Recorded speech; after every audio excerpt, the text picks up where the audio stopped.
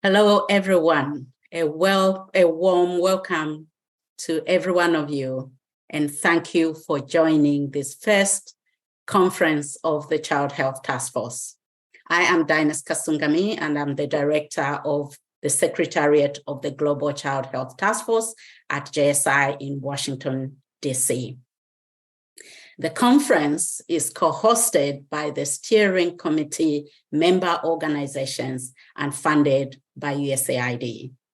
This conference is an important milestone in supporting the goal of the Child Health Task Force, which is to strengthen comprehensive child health programs. The conference also supports the strategic plan of the Child Health Task Force and supports the Child Survival Action Initiative, which is a renewed call to action. Over the next 7 years, the task force is focusing on partnering with 54 countries that experience excessive preventable newborn, infant, and child mortality. And as a result, they are off track to meeting the Sustainable Development Goal target of reducing under 5 mortality. The theme of the conference is accelerating progress to 2030 Sustainable Development Goals, reducing inequities in child health. We have 4 objectives. We will identify key factors that perpetuate inequities in child health across and within countries. We will exchange promising and innovative programmatic and system strengthening solutions. We'll share models and frameworks to help us measure and track progress to reducing inequities and for accountability. And lastly, we'll gather inputs to develop recommendations for a renewed focus on child survival and well-being. To achieve these objectives over 2 days, we have speakers who bring a depth and breadth to our conversation. These are leaders in designing, implementing, and funding child health programs.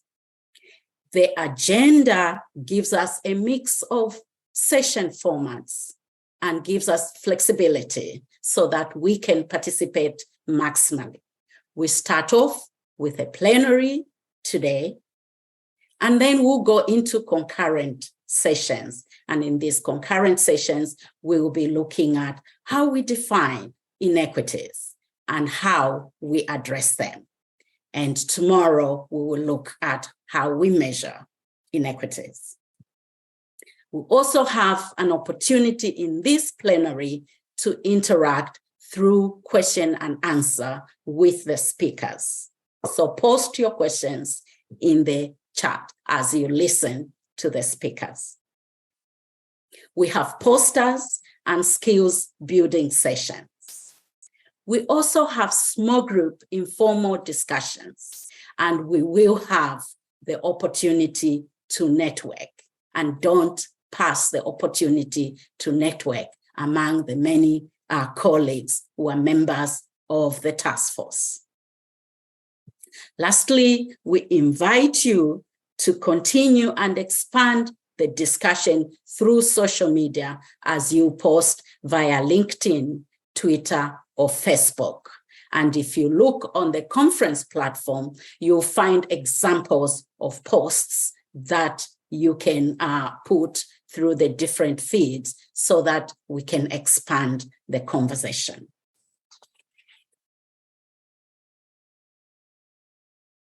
In this opening plenary, we look at understanding inequities, between whom and why it matters.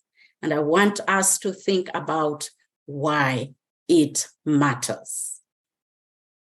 The speakers will set the stage, reminding us of a mix of stories of child survival from the global level and going to the country It's a story of two countries.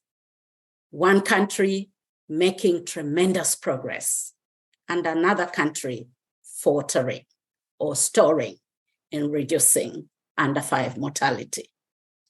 We move from the country or national level to communities. It's a story of two communities. One community is saving their children. Another community is losing this precious human capital. From the community to families, it will be a story of two families. One family has their child surviving. Another family is losing their children or the child. And ultimately, it is a story of two children.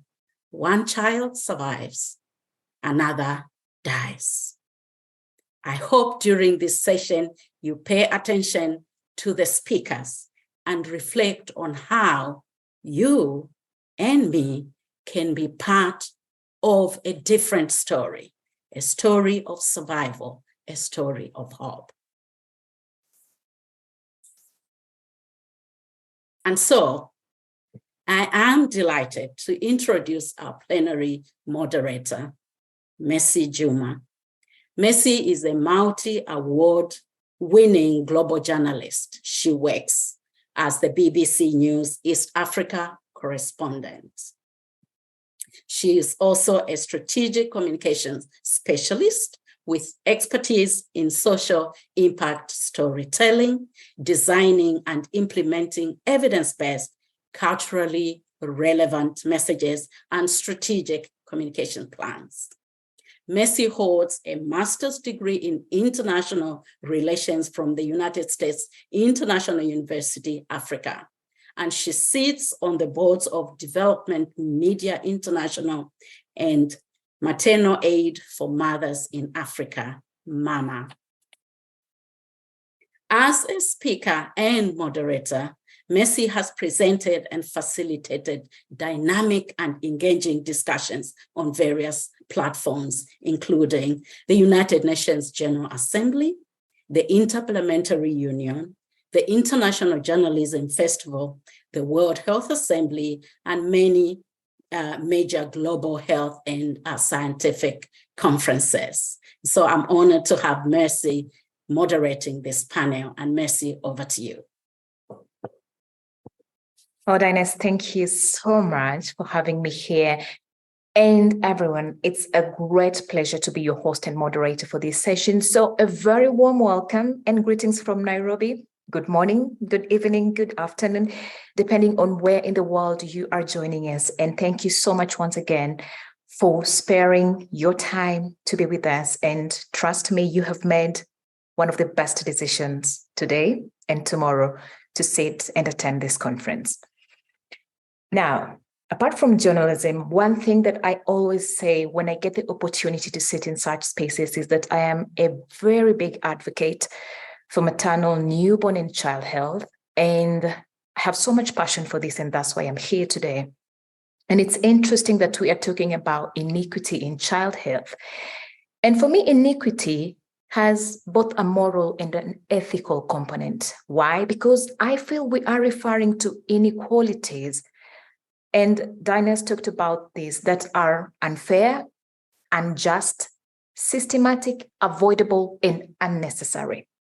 We know these inequities exist in child health. Dyness has talked about that. And we've talked about these being stories, from countries to communities to families and to individual children. And I want to tell you a story. I want you to meet this 3-year-old boy. He's called Suleiman. So I met Suleiman in 2022, end of 2022, in a malnutrition stabilization center in Baidora, Somalia, when I was on assignment there. And Suleiman had been at this center for about 3 months. He came in severely malnourished, had marasmus, had kwashiorkor, and the health practitioners had been trying to get him to a better state for 3 months. And by the 3-month mark, this is what Suleiman looked like. Now, when I was talking to Suleiman's mother, one of the things that I noted is that Suleiman is a zero-dose child. What does this mean? It means Suleiman has never received any of the vital and necessary immunizations and vaccines that he is supposed to get. He has gone through climate change, a very, very big drought. He has gone through, a security crisis. He has gone through, all these calamities, COVID-19, all of them. He's only 3 years old. Now, when the numbers came out of the deaths from the drought in Somalia, they were put at 43,000 in 2022 alone. And half of that were children under 5. And I'm really sad to tell you today that one of those deaths was Suleiman's twin brother, Saleh. Saleh didn't make it. And Saleh was also a zero-dose child. Ladies and gentlemen, we're talking about 2 children. I don't know how Suleiman is today, but our decisions, our discussions, what we do from this conference and going forward as individuals, as donors, as private entities, as governments, will determine whether Suleiman lives and in 2030 turns 10 years old, or we talk about him in past tense like his brother Saleh. It's a big honor to be your host and moderator, and I hope through this day and tomorrow, we think about Suleiman. Now, I will head directly into our first plenary, and like Dyness said, we are here to understand where the inequities are, between whom and why it matters. And our first plenary speaker is Dr. Atul Gawande, the Assistant Administrator for Global Health at USAID. Dr. Atul, the floor is yours. Hi, I'm so pleased to join you all. This is a critical time. We've been diverted from our attention to our children, and we are now paying the price. After decades of momentum in ending preventable deaths among children, our progress has been staggered. Thank you to the Child Health Task Force for sponsoring this virtual conference and for your unwavering leadership to prevent child deaths around the world. Over the past 30 years, efforts of this community have driven a dramatic decline in the annual number of child deaths. It's just extraordinary. 7.5 million fewer children died in 2021 than in 1990. That's a 60% drop. And it happened because of specific, tangible changes. Children are now better protected from deadly diseases due to vaccines and better nutrition. Children recover more quickly after falling ill because of better access to quality, life-saving treatments. More couples are able to practice the healthy timing and spacing of pregnancy due to voluntary family planning. More families have access to clean water and nutritious food. And we have more community health workers and health facilities with a skilled workforce delivering quality care with essential commodities. That is worth celebrating. But we have the harsh reality that 5 million children are still dying every year, most of them preventable. Today, 54 countries are not on track to achieve the child mortality reduction target established by the Sustainable Development Goals in 2030.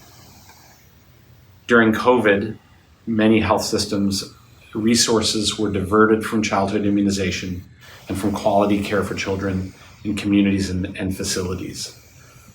Disruptions of basic services were reported by WHO to be occurring in virtually every country, and that has hampered health workers' ability to address many of the feasible, effective ways we have to save children's lives. Given our current global macroeconomic trends, we also see that many USAID countries where we work are expected to be flatlining their budget investments in health or cutting them. Progress in child survival is especially elusive in the sub-Saharan African region. There, we faced high frequency and severity of shocks and stresses due to conflict, population displacements, infectious disease outbreaks, and natural disasters, compounding everything that countries have been through during the pandemic. And these are settings that already had some of the highest rates of child mortality in the world. The Child Survival Action Initiative is an urgent call to change this.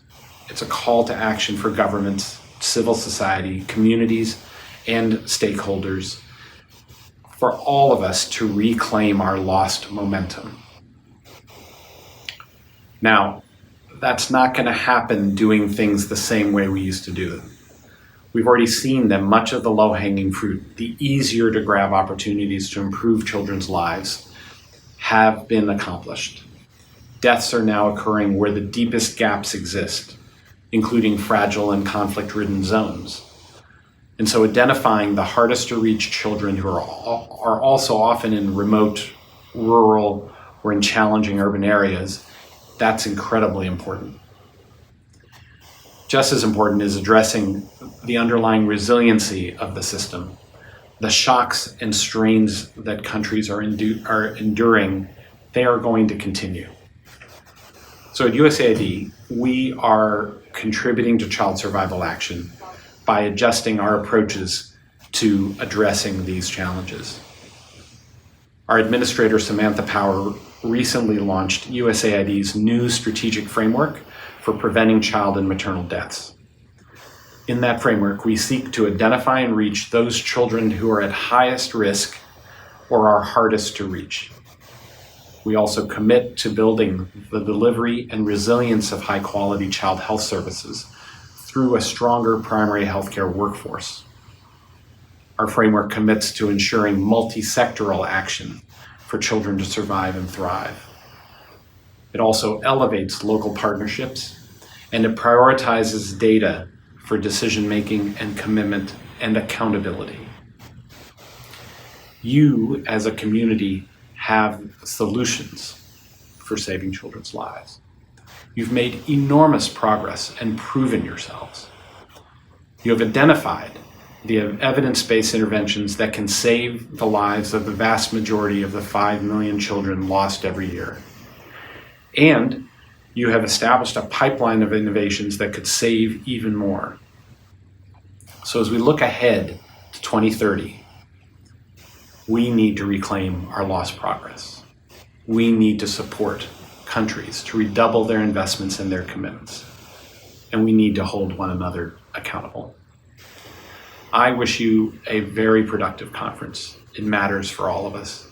And I challenge you to please come away with clear and time-bound actions that leaders and stakeholders in every country can use to reach every child with the opportunity to live long and healthy lives.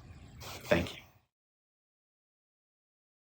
Thank you very much, Professor. And you talk about two words, surviving and thriving, that we need to help children survive. And not only that, we need to help them thrive. And that's why we're here today. Thank you so much. And a big shout out to USAID for all you are doing to really improve the health and well-being of children. Now, ladies and gentlemen, we move into our panel. And I'm so excited because the next couple of guests are live with us here.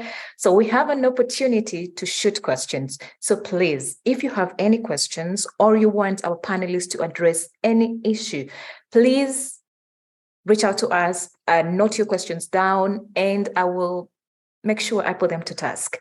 And the first one to open the plenary for us is Professor Lisine Tuyisenge, who's the president of the Rwanda Pediatric Association. Professor Tuyisenge, please join me on the virtual floor, and it's a great pleasure to have you here. And we know that cost-effective interventions can really prevent some of the leading causes of death, especially in newborn and children. But in many countries, those who may not be able to reach the SDGs in the targets in 2030, the children are left out and they continue to die needlessly. And Sally, who I spoke to, is one example. Rwanda has done really well and made tremendous progress when it comes to handling and trying to navigate these, despite not, being as resource bountiful as others? What is your secret? How are you doing this? How has Rwanda done this? Thank you so much, Messi. Good morning, good afternoon, everyone here present. So I'm happy to be part of this conference, and I'm really honored to be given this time to share with you our experience, the Rwandan experience, So discussing child health equity is really an important thing now that many countries are moving towards achieving the SDGs. So we can't get there if we do not consider that everyone, every child, every newborn, the health is a matter. So Rwanda has made tremendous improvement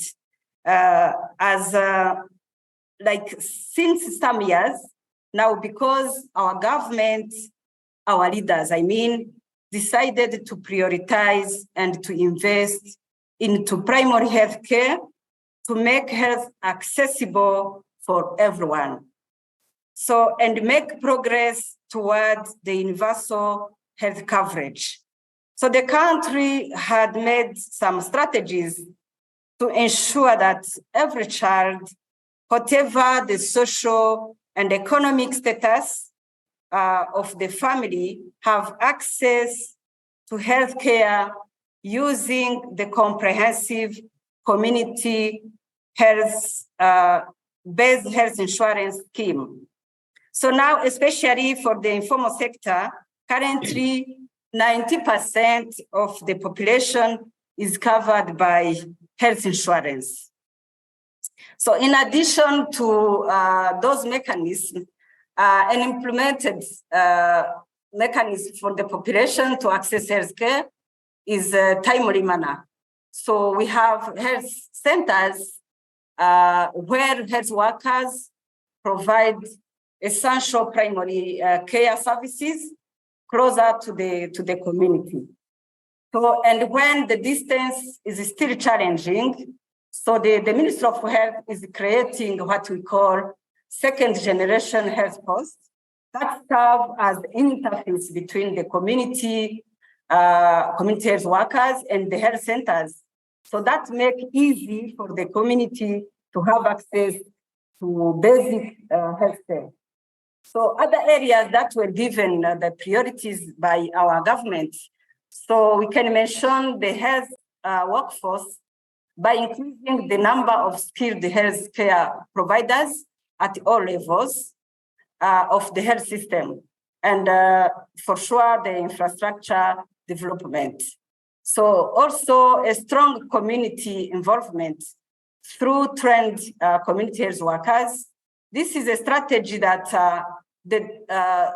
it was a very nice strategy to decentralize the health sector by the government, but also we have trusted workers in the community who connect their community to health services. So they're very, very helpful in remote areas where they monitor the health at the village level. So they provide services for malaria, for pneumonia, for diarrhea disease, so newborn care, and they play really a key role in expanding the coverage of childhood immunization. So an additional point is the system strengthening through the innovative data collection tools that help us to improve the surveillance. So, and from there, the Ministry of Health is able to design more targeted policy, strategies, and programs. So another good point is that Rwanda decentralization policy was made in place to empower administrative districts to coordinate all health activities. This is really a very nice point, because by their health facilities and the health-related NGOs, so this decentralization It's a nature of the health system which contribute a lot to the success of national programs. So I can say all these strategies contributed to reducing inequity, to improving child health in Rwanda. I can say also what made the difference was the priority given to child health and maternal health by the government of Rwanda. So the appropriate use of the limited available resources and accountability at all levels, from the decision makers at central level to the end users at the district levels. Thank you so much. Oh, wow. Thank you, Professor Lisine. And it's really encouraging to hear success stories, especially from Sub-Saharan Africa, when we're talking about these things, because we all know that Sub-Saharan Africa bears the biggest burden when it comes to maternal and child under 5 mortality.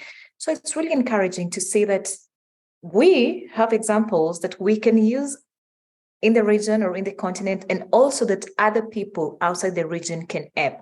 And I know there may be questions for you, Professor Lisine, so stay put there. Do not turn your camera off. Do not go anywhere. And then I'll come back to you. But for now, I want Professor Hadiza Galadanchi to join me on the virtual stage. And Professor Hadiza is the director of the Africa Center of Excellence for Population Health and Policy at Bayero University, Kano in Nigeria. Thank you so much for being here. And I would really love us to talk about, mothers and children. Somebody told me that you cannot have a child who is thriving when the mother is drowning, and that at this day and age, we cannot talk about these two people, mothers and children, or caregivers and children, or the family as a unit and children, as separate entities. We should talk and address the issues with them in one pot. And for a mother, for a family, one of the heaviest issues to handle, or a really big blow to how they thrive, is when they lose a young child. So how can we work more with mothers and women as primary custodians of children, so that they can also be part of this journey to ensure that our children do not die from preventable or treatable causes? Thank you so much, Mercy. And I think the last word that Professor Lisine said was that the achievement they had was actually because they had influence on both maternal and child health. So their strategies was for maternal and child health, not only on child health. There's no doubt that the survival of a child really depends on his parents, and most especially the mother. Now, why do I say so? So important that the health of the mother is also taken into account, because it's a healthy mother that will be able to ensure that her child is also healthy. So if a mother has not been connected to a health facility when she is pregnant, she has not delivered with a health provider in terms of skilled birth attendant, she has not attended postnatal clinic, there is no way she's going to take her child for immunization. So it is very important that we link the mother to the healthcare system right from when she's pregnant. And you all know that all the complications that the mother can have has a direct effect on the child. So if a mother ends up with eclampsia, a mother ends up with postpartum hemorrhage, a mother ends up with severe anemia, is either she dies, and the chance of that child surviving is very negligible. In fact, studies have shown that that child has less than 50% chance of surviving the 5 years. If the mother survives with morbidity, then definitely she's not going to be able to take care of that child. The most important aspect of child survival is nutrition once the child is in the neonatal period. If you have a mother that has gone through postpartum hemorrhage or severe anemia, she has depression, she has heart failure, she is not strong enough to feed that baby, she's not going to look after that baby. That baby is not going to have a good start. And if this mother does not survive, she's not going to take him for immunization. She's not going to ensure that he gets good nutrition. She's not going to take him to a health facility when he needs a health facility. So it is so important that we take care of maternal health if we want to achieve child survival. And that is why there is no division between maternal and child health. It has to be maternal, newborn, child health. Any project we're doing, it has to be this continuum. We have to have the mother-baby diet in our radar anytime we're planning a project for either mother survival or child survival, because they're so intricately linked together. We need to ensure that the mother gets the best in terms of quality maternal health care, so that she will ensure at the end of the day, she delivers a healthy baby, and then she takes care of that baby. And she's already linked into the health system. And she's going to continue to utilize the health system so that she'll ensure that her child is healthy. The other thing is the issue of education. If we don't educate our mothers, there's no way we're going to ensure the survival of our children. We know how important it is to have to have girl-child education. When you educate a mother, you ensure she ensures her child survives. She ensures the health of the family. She ensures the health of the community. She ensures the health of the nation. That is by educating a girl child. If you don't educate a girl child, the vulnerable women are the women that are not educated. They end up not using the health facility. They will not deliver with a stillbirth attendant. They will either deliver with a dead baby, fresh stillbirth, or early neonatal death. If the baby survives, the baby will be the one that is malnourished. So it is a cycle of poverty and cycle of all the health challenges. I am sure Suleiman, that Mercy presented, I wish we could have asked the mother, did she use antenatal care? Did she deliver in a health facility? Did she have postnatal care? Because I'm sure this mother had neither of these things. And that's why the baby had zero immunization. So there is the need for us to link up maternal, newborn, child health as one continuum. And that's the only way we can make impact. Lastly, majority of the countries that are not on track for child survival are also not on track for maternal survival, because they're together. You have to do them together. So we need to make sure that our countries understand why you have to do this in order to ensure mother survival and child survival. Thank you, Mercy. Wow, thank you, Professor Hadiza. Yes, mother-baby diet, we cannot have a mother who is, or a baby who's thriving when the mother is drowning. That is always a line that really resonates with me. And Prof, Suleiman's mother did not go for any antenatal clinic.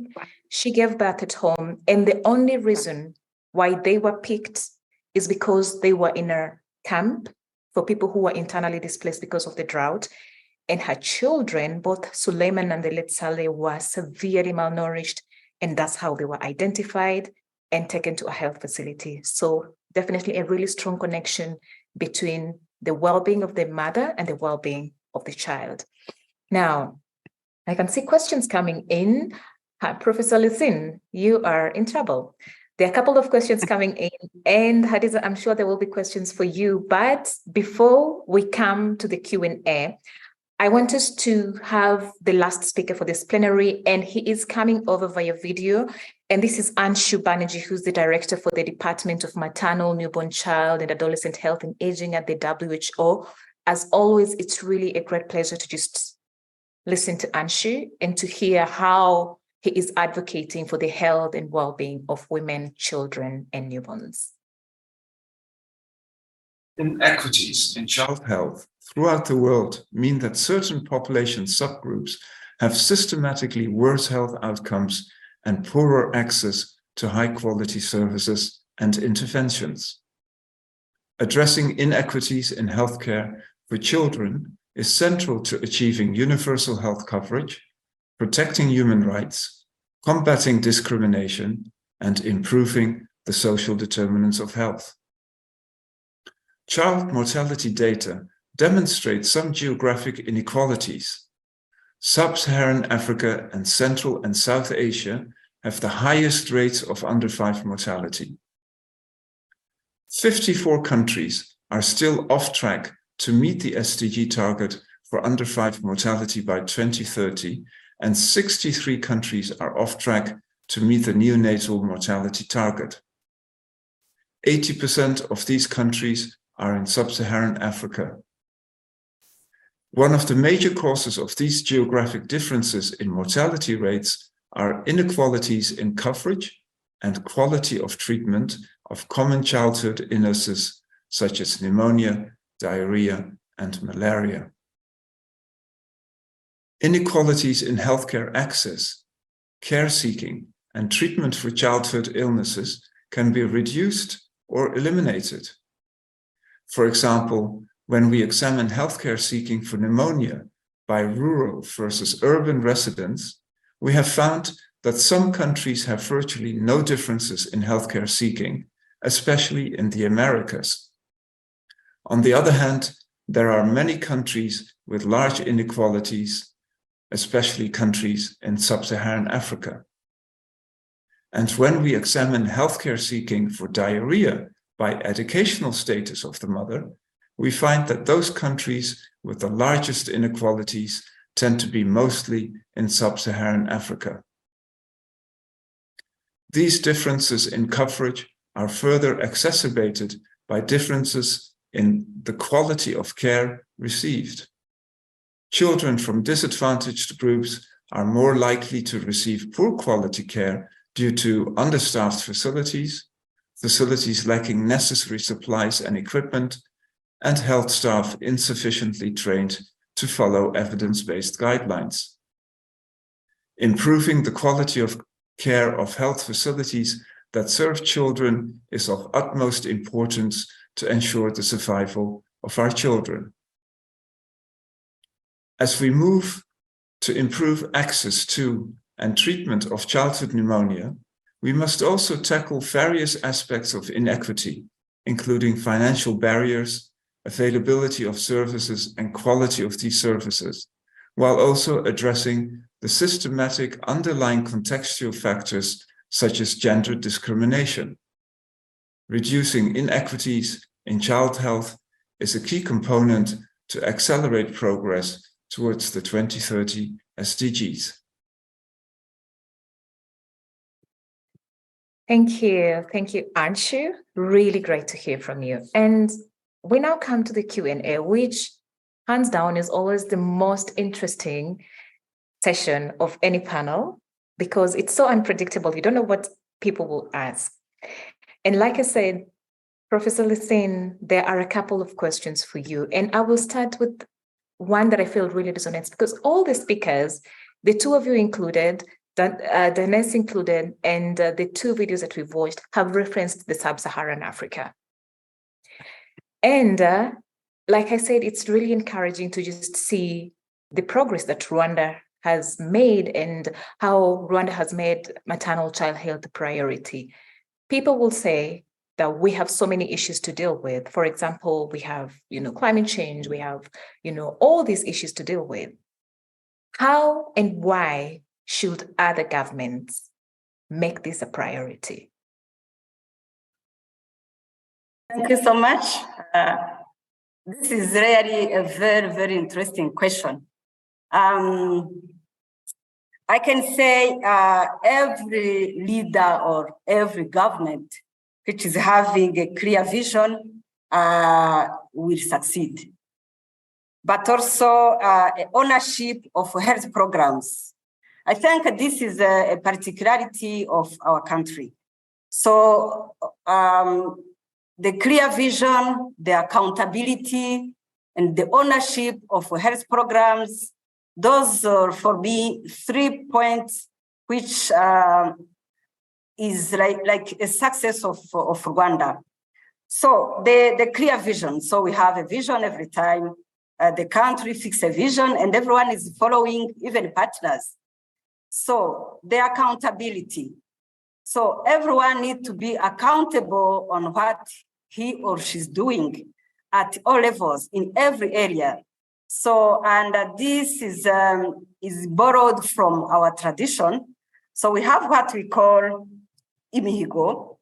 is something we use to achieve our targets. So we fix the targets, and we need to achieve, and we need to go in front of our leaders to say, this is achieved, this is not achieved because 1, 2, 3, 4, and we are accountable. So this is the second thing we have, particularly in Rwanda. So the third thing is that the government is have this kind of ownership of health programs. So the country is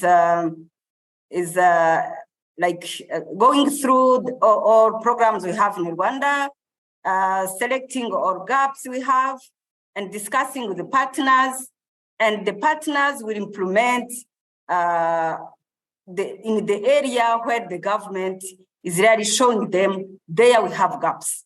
So I think this is a particularity of the country. I'm not a politician, but I see how they're doing. It's very, very nice point. Like they're just going through and right and straightforward. So we know we need to achieve this. We know we need to be accountable, and we know where there is a gap, and everyone needs to follow. There is a gap there. We need to achieve, and we need to handle this gap and to have results. So those are key points I can mention, even if I'm not a politician. Thank you. Thank you, Prof. You are not a politician, but you have to answer a bit of political questions today, because we know this thing is also political. We need the political goodwill and the heavyweights here for us to have that multi-sectoral approach to this. Now, Professor Hadiza, there's a question about the mother-baby or mother-child diet that I'll come to later. But like I said, I love stories. I'm a storyteller, and I thrive while telling stories because I feel like they always just resonate with all this data that you're talking about. And Hadiza, I would like, can you give us an example from your work, working with mothers and parents to improve child survival, of what really stood out for you and was a success factor when we're talking about the mother-baby diet, before I come to the question that one of the participants has asked? Yeah. So unfortunately, because we've been working in silos between the maternal health group and the neonatal child health group, majority of our research will end up taking the mother till delivery. So it's for us to know whether the mother survives the baby survives or not. So that's our end point. And then the child group will always, do their own research from delivery of the baby till 5 years. So there's a huge research gap of really knowing, all the interventions that we're doing in maternal health. What is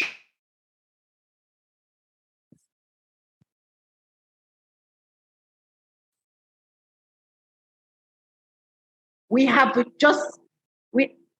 just had a very successful research, and the research is on preventing postpartum hemorrhage.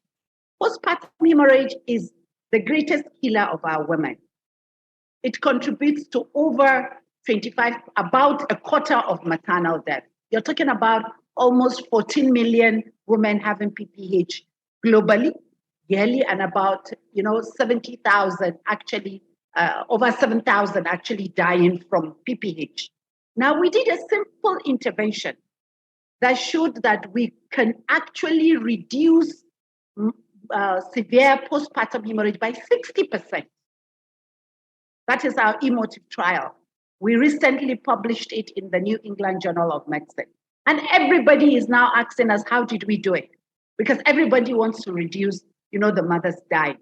Now, if we want to really know the impact on that, on child survival, we should go beyond just the baby being delivered alive or not. What is the effect of that mother that has been prevented from getting severe PPH? What is the effect on her child survival? And what is the effect of the mother that had severe PPH? She either dies or she survives with a lot of morbidity, what is the effect on the child, then we can really document, the effect of the impact of maternal health on the survival of children. And that is a real gap. And I think one of the things that we can get out of this conference is actually to see how do we close this gap. Because then we can give these results to our government to tell them, you see, this is it. If you invest on maternal health, you're virtually investing on child survival. And if you want to invest on child survival, then you start from investing on the mother, because that's the only way the mother survives. The mother is healthy, her child will be healthy. She'll surely link her child to the health facility, while she will ensure that her child gets the best of care. So I think this is a gap that is identified and we need to really solve it. And there's another trial that we're doing, it's called IVON trial. I just mentioned if you have severe anemia, you end up with depression. In fact, you don't even want to see the baby. You end up with a heart disease. You cannot breastfeed because you get tired. You end up with a kidney disease. You cannot do any housework. You become, really weak. You don't want to see the baby. You don't feed the baby. You don't take care of the baby. You don't do the bonding with the baby. And that will affect that baby right from the beginning till he's 5 and beyond 5. And we're now trying a drug that can actually reduce anemia in pregnancy. And it's going to work because we're using an injectable instead of oral. We know all the problems. And now with one single injection, we can take care of anemia in pregnancy. So we really need to go beyond just the survival of the child in terms of he's alive when she delivers it, but more like the survival till 5 years. So we need to fill that gap. Thank you, Prof. And I'll still just remain with you for a few minutes before I go to Professor Lisine, because you are talking about us involving governments and really taking the outcomes of such conferences to the governments. But one of our participants has asked that they feel there are so many resources for maternal and newborn health and very few for child health. I know you've talked about that, but I know when they talk about resources, it's basically, like our Bibles, what we reference when we're talking about, child health. How do institutions like, and people like researchers come in here to help us bridge that gap? All right. So you see, child health starts from neonatal health. The child that does not have a healthy neonatal period will end up with a complication at the end of the day. Neonatal period is within the first 28 days. And then you have, of course, you need to have the first 1 year, which is very important, which is the infant. And then you have the under 5. And it's a continuum of care. You cannot address under 5, the 4-year-old and the 5-year-old without addressing their problem right from birth. And in fact, right from pregnancy, which is where the mother comes in. So the health of a 5-year-old, the effect starts from when he is in utero, in the uterus. All right? There are a lot of things that can happen to him in the uterus that will affect him when he's 5 years. I mean, if you have a low birth weight baby, you deliver a baby that is beyond less than 2.5 kg, he's at risk of all the diseases that you know. All right? He is worse than a child that is born with a weight of 3.5 kg. The chance of that child reaching 5 years is much more. So I think what we need to do is that there is no fragmentation. We shouldn't fragment the health of mother, neonate, infant, and child. We should do it as a continuum of care. Even when you're talking about universal health care, I mean, you cannot address just a 4-year-old, the health of a 4-year-old. If you want to address, it's the whole children. And it's from in utero till that 5 years.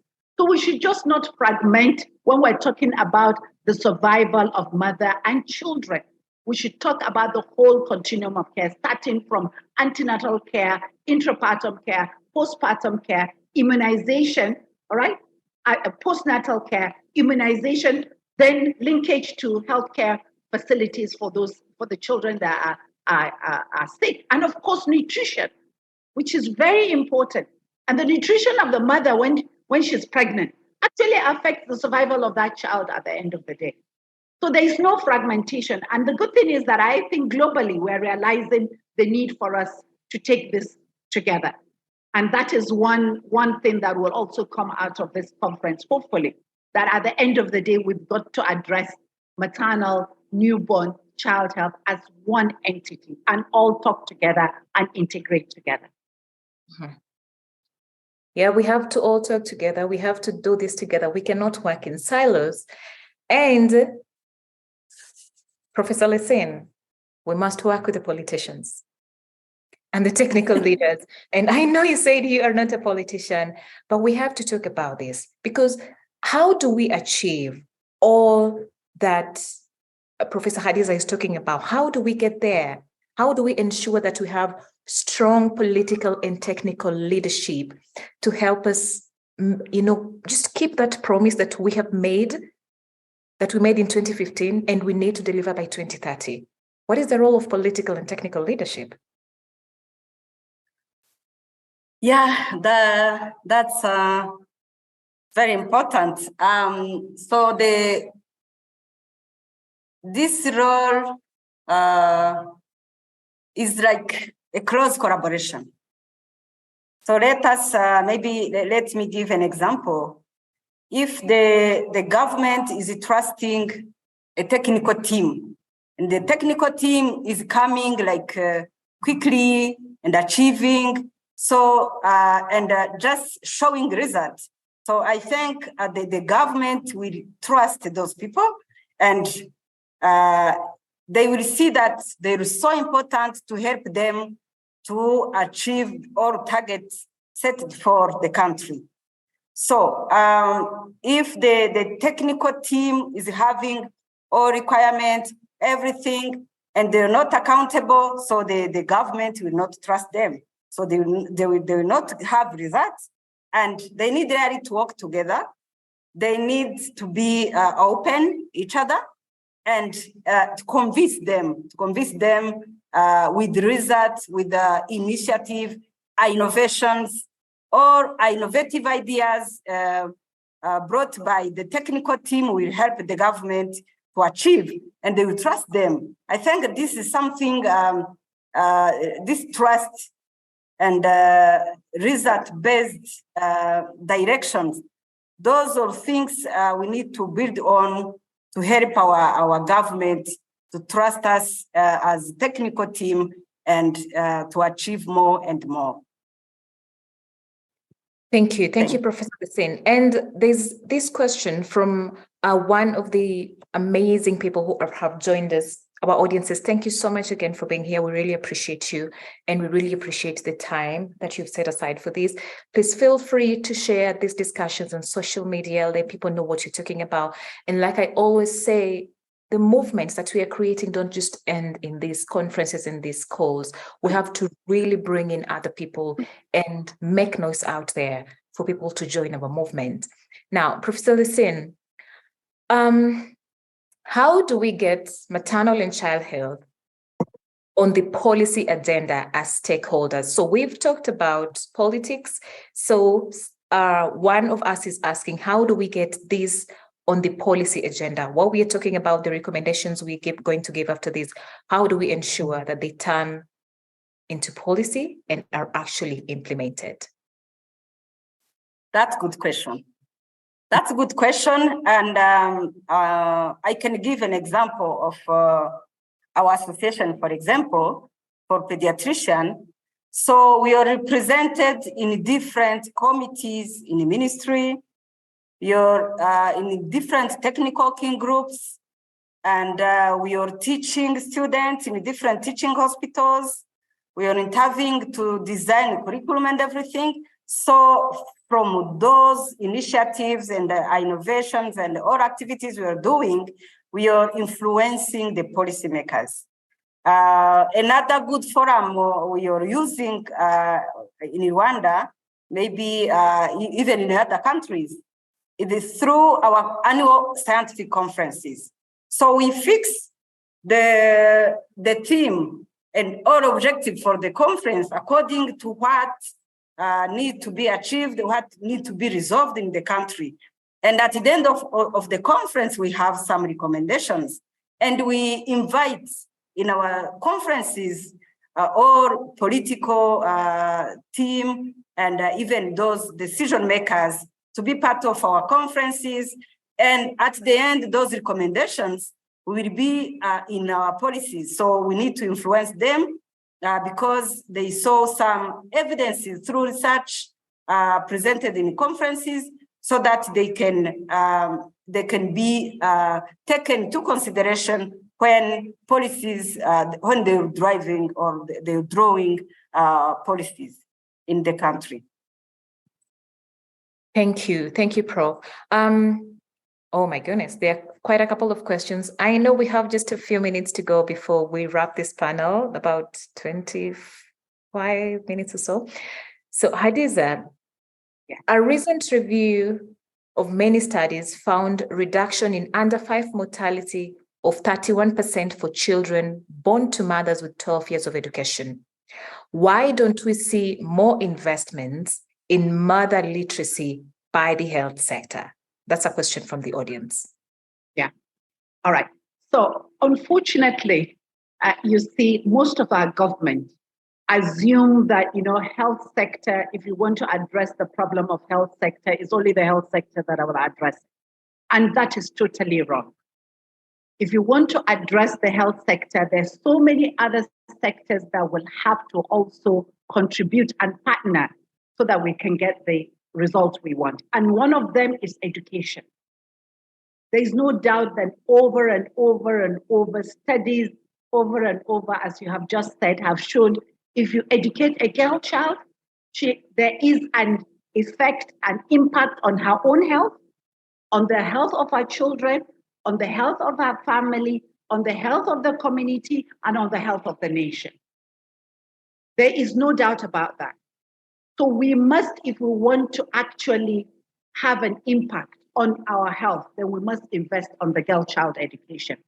The same thing with finance ministry.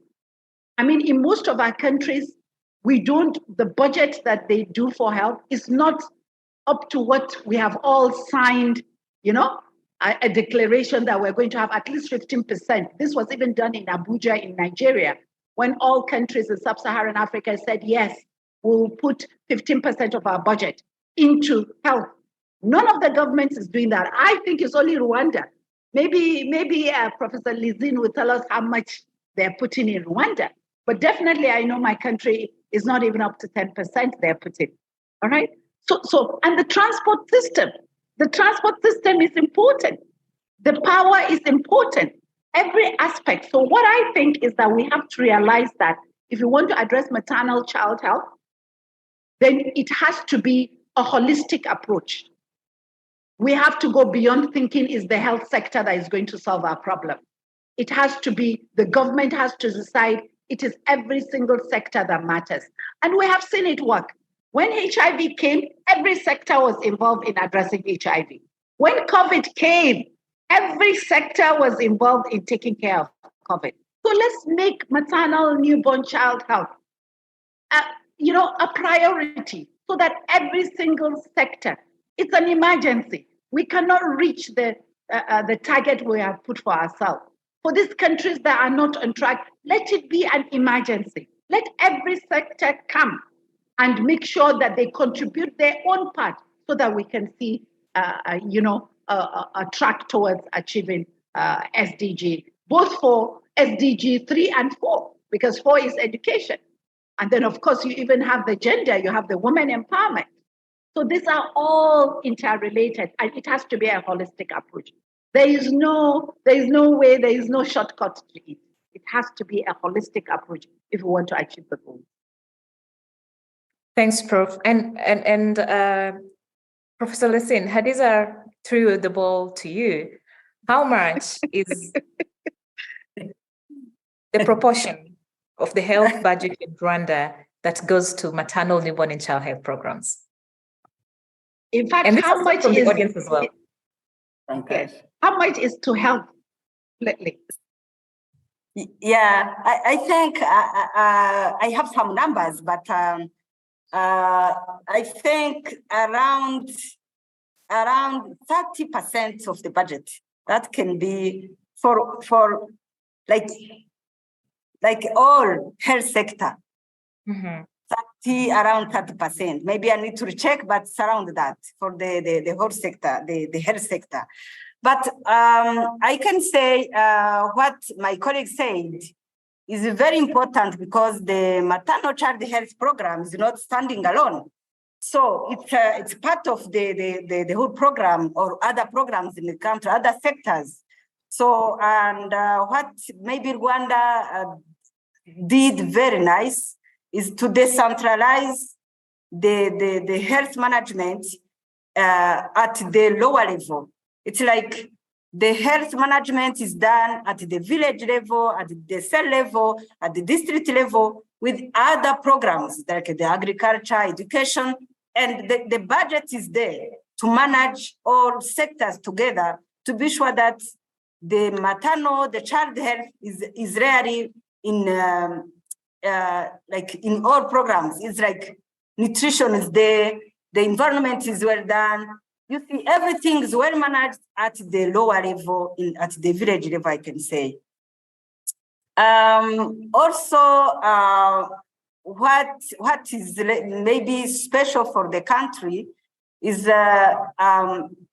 it's not, the decision is not coming really from the central level. So you will see the decision or some suggestion coming from the lower level. That means they know the problem, they know, and they are just sending all gaps or all problems they're identifying to the central level.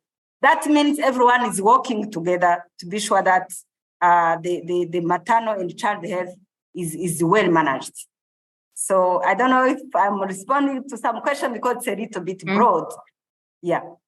Yes, you are. Yes, you are, because we also have a question from one of the members in the audience, and they want to know how, and you've addressed part of this, like how do we ensure that there's no overlap in resources when it comes to programming, for example, avoiding only immunization or dealing only with malaria or HIV, but focusing on the well-being of the individual or a person as a whole. Yes. Yeah, it's a whole, as I said, it's a whole. So it's not only pneumonia, it's not only immunization, because the child is in the community. And the community workers, they're dealing with many programs. And the child is really in central of everything. And the maternal is the center of everything. I can say even the family. So we are really handling everything around the family so that the child and the mother are in a good environment to avoid everything like all disease around related to environment, related to malnutrition. So everything is like managed in the whole manner. And probably Hadiza, you'll be the one to answer these.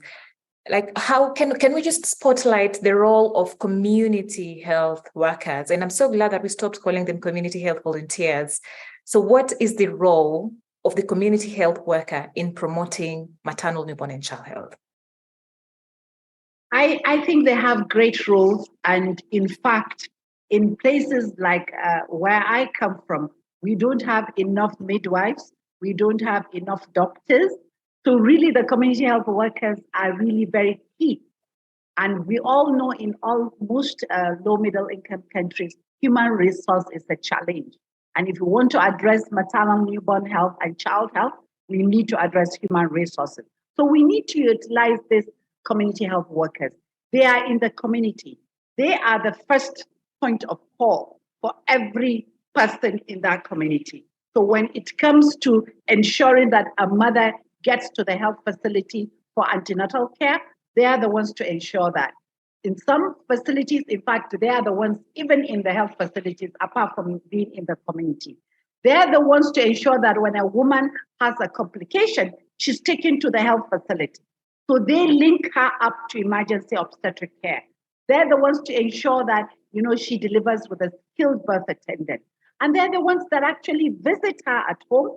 And when there's a problem in terms of ensuring that she takes the child for immunization. She has any complication, she can discuss with them. They're the closest to the community.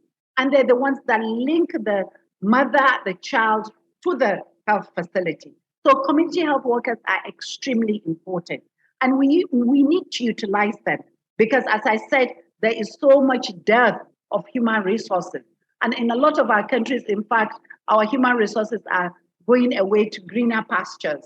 So our doctors, our nurses are moving away. So what we have to hold on to is this community health workers. They have a lot of work to do. Some of them are even trained to provide, normal deliveries.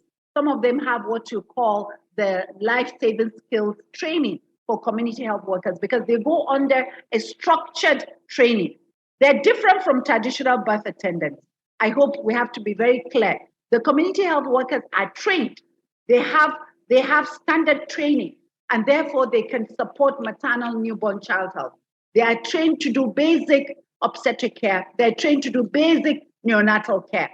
Of course, they're not trained to do complicated care.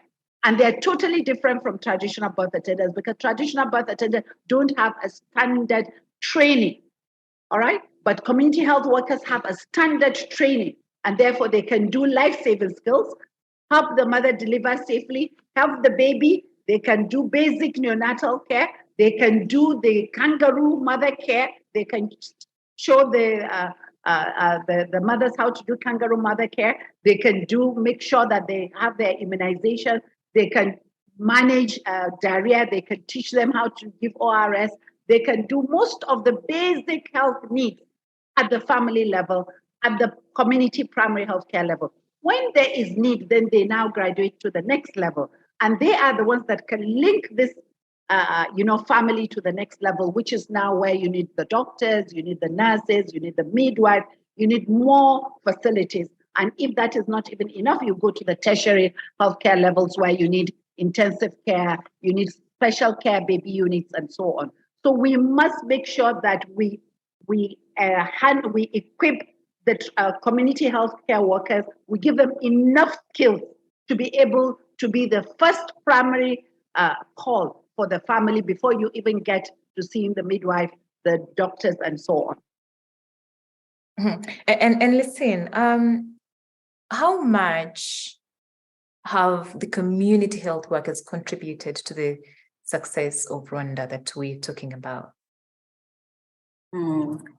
They're doing an amazing job. They're helping the health care workers in different health facilities because they're closer to the families. And they're managing some disease even for children, diarrhea, malaria, pneumonia. They're working on it, and they're bringing some very sick children to the health facilities as quick as possible.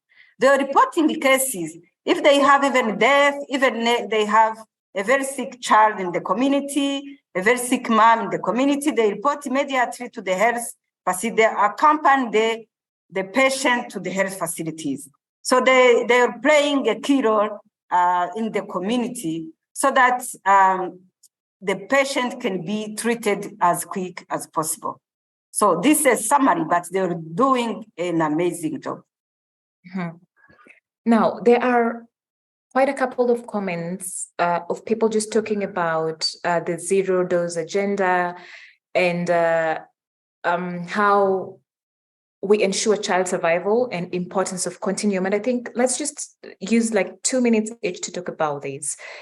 Hadiza, where are we with this zero-dose agenda? Where do you think we stand? What should we be doing to make sure that we close the gaps and just ensure that all children are immunized and get the vaccinations that they deserve and need to get?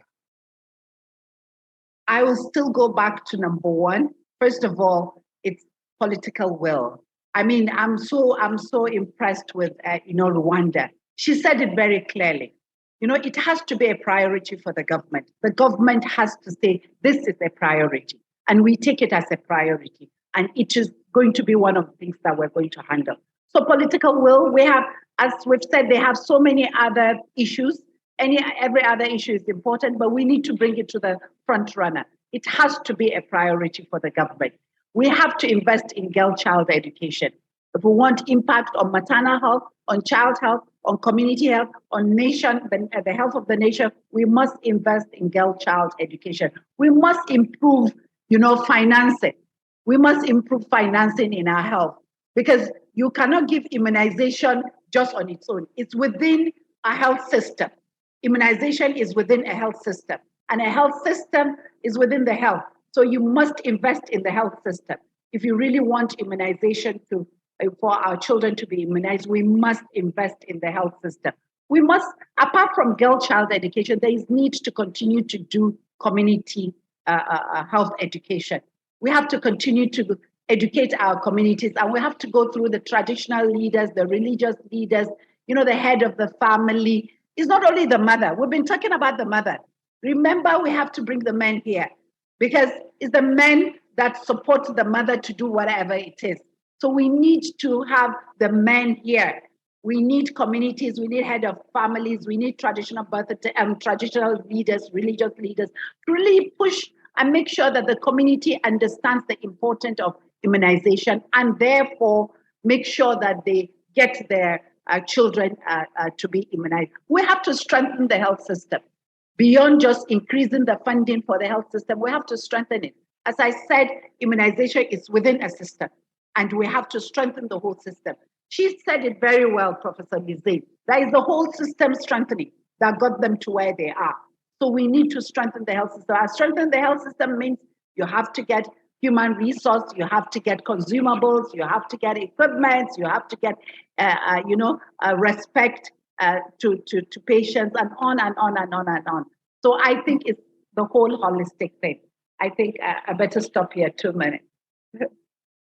Yeah, holistic thing. And you've covered pretty much of that. So probably, Lisine, maybe just talk about, when Hadiza talks about bringing everybody on board, somebody from Nigeria, or talking about Nigeria, is saying there's a lot of trust in traditional birth attendants.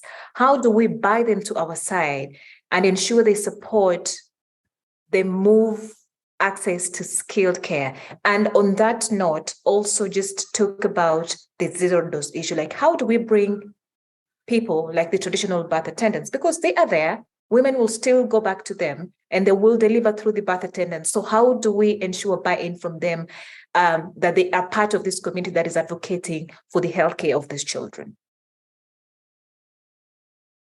Yeah, I think this is a matter of education.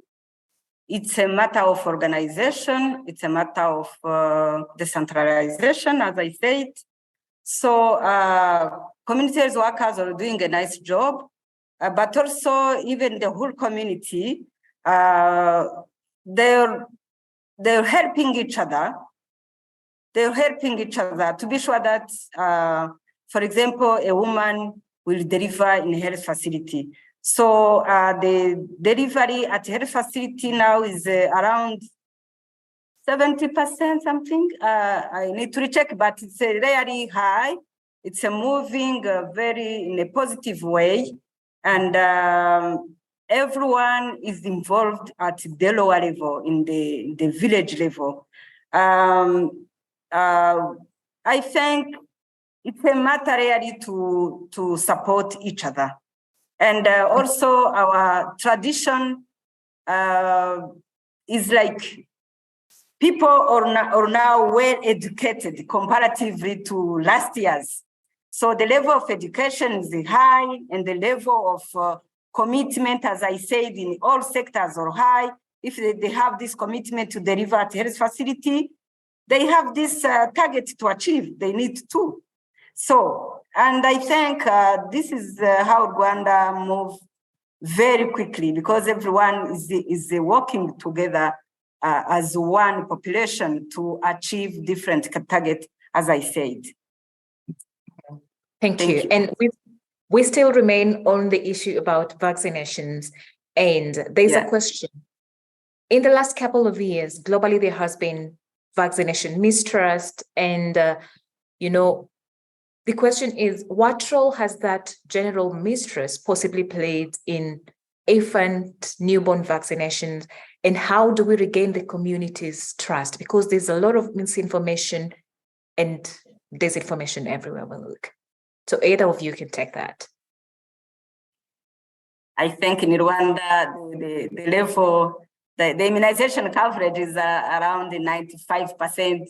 So it's not really a very big challenge for us. Mm-hmm. So maybe my colleague can compliment me. Very briefly, Hadiza. Yeah, I think really there is a mistrust, and we need to do a lot to, get over that mistrust. And it's just education. It's education. Apart from literacy education in terms of girl child, community education. And you need to use the structures within the community for you to get to the community. So we have the traditional structures, we have the religious structures, we have the community healthcare worker structures. So you need to get through this to really get the information out. And you need people that are trusted to talk about it. So if you have a traditional leader that people look up to him, then if he talks, everybody agrees, or a religious leader, or a community leader.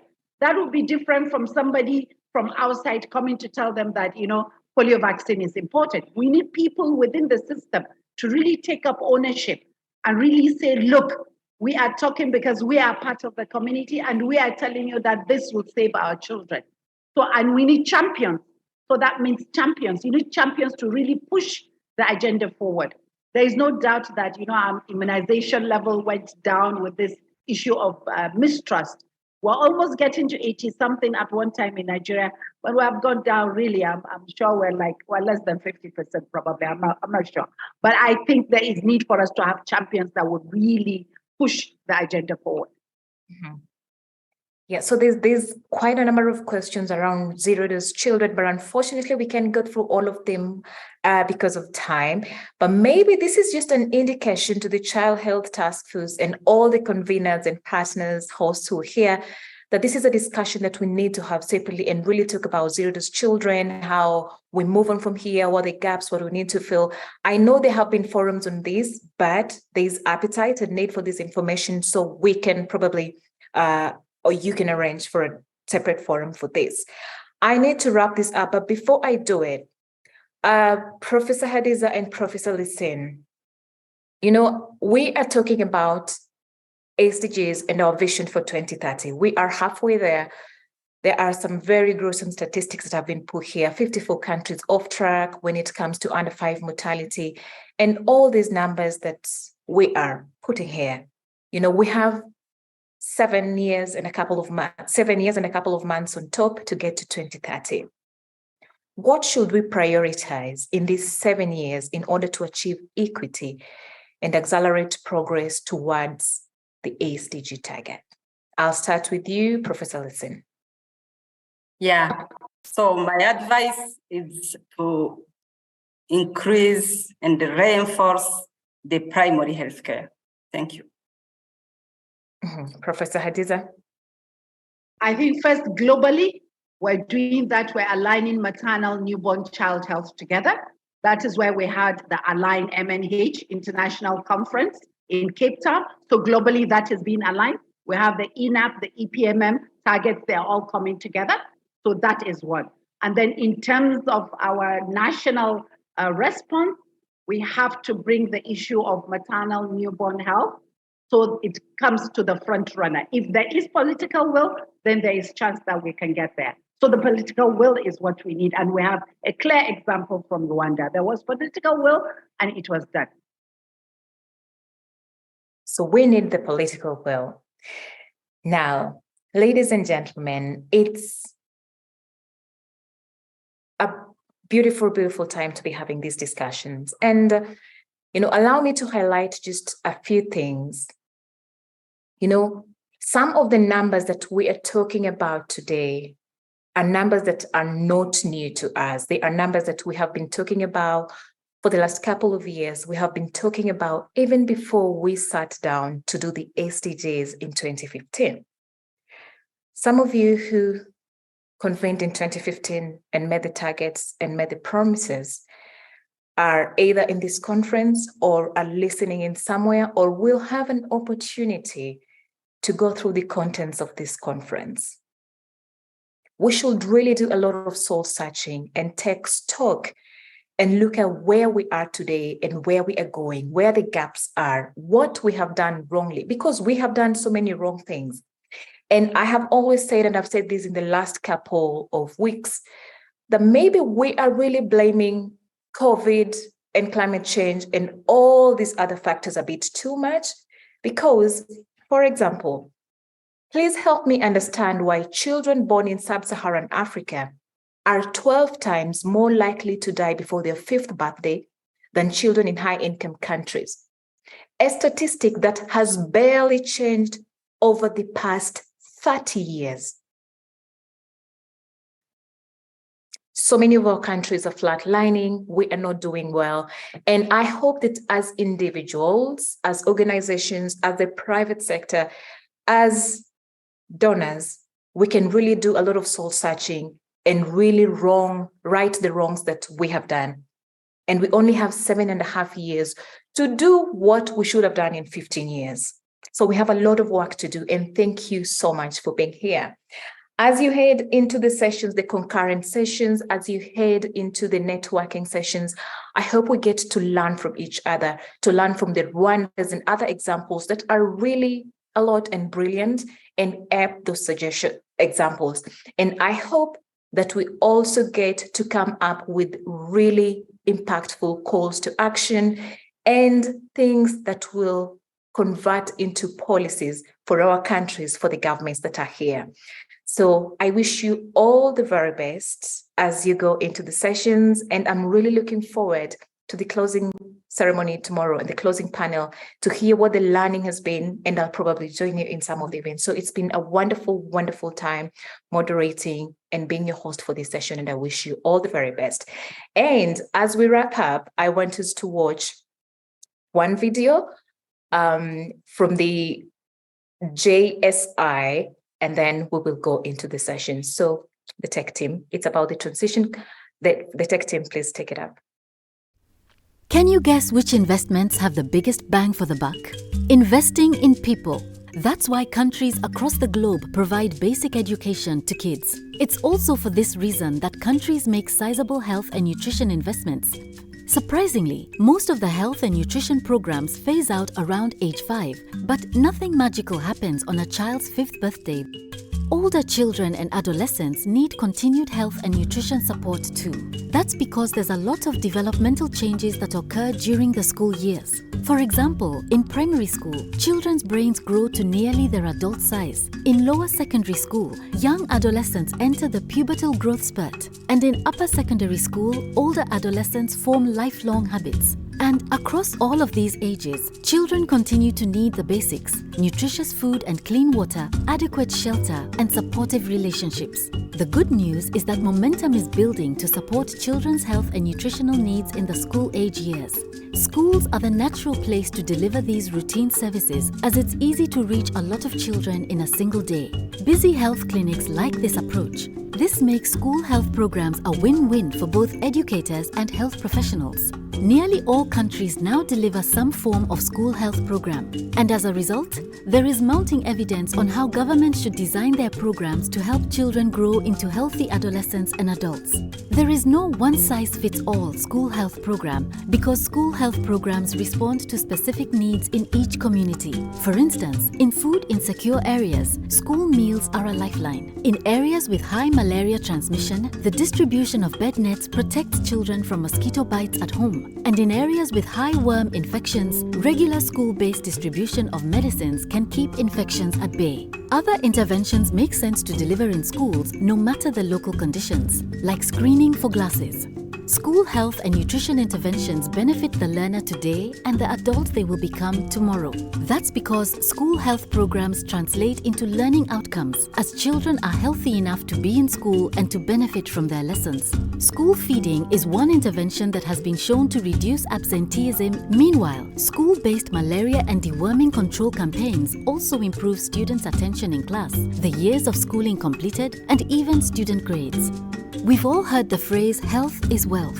School health programs translate into higher lifetime earnings for the learners and financial stability for their communities. Adults who participated in deworming programs as children earn more as adults than their peers who did not. Meanwhile, for every 100,000 school meals that are served, 2,000 community jobs are created. It takes many caring adults in ministries of health and education within communities and across schools to make these programs successful. For children who are now enrolling in school, their future looks brighter when school health and nutrition programs are well funded.